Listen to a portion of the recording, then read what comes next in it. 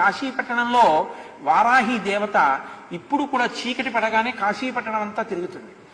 చీకటి పడగానే గుళ్ళోకి వెళ్ళిపోయి తలుపులు వేసేసుకుంది. అందుకే సూర్యోదయం అయితే ఇంకా వారాహి దర్శనం ఉండదు కాశీలో, మనం చూడలేం కూడా. ఆ వారాహి యొక్క స్వరూపాన్ని దగ్గరగా నిలబడి చూడడానికి ఎవరికి ధైర్యం సరిపోదు. అందుకని ఏం చేస్తారంటే వారాహి దేవాలయం పైకప్పెక్కి సూర్యోదయానికి పూర్వమే పైన కన్నాలు ఉంటాయి, ఆ కన్నాల్లోంచి చూడాలి వారాహిని. కన్నాల్లోంచి చూసినందుకే ఉద్వేగం కలుగుతుంది. అలా ఉంటుంది ఆవిడ స్వరూపం.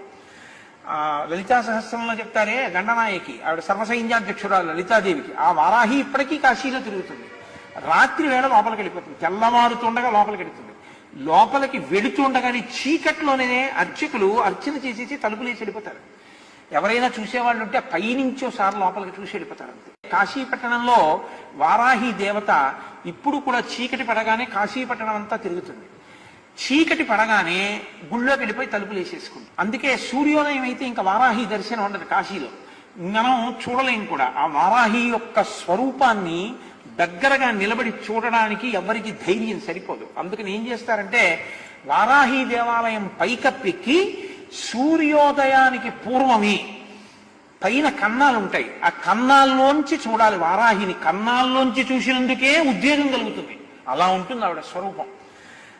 లలితా సహస్రంలో చెప్తారే గండనాయకి, ఆవిడ సర్వసైన్యాధ్యక్షురాలు లలితాదేవికి. ఆ వారాహి ఇప్పటికీ కాశీలో తిరుగుతుంది. రాత్రి వేళ లోపలికి వెళ్ళిపోతుంది, తెల్లవారుతుండగా లోపలికి వెళుతుంది. లోపలికి వెళుతుండగానే చీకట్లోనే అర్చకులు అర్చన చేసేసి తలుపులేసి వెళ్ళిపోతారు. ఎవరైనా చూసేవాళ్ళు ఉంటే పైనుంచోసారి లోపలికి చూసి వెళ్ళిపోతారు అంతే.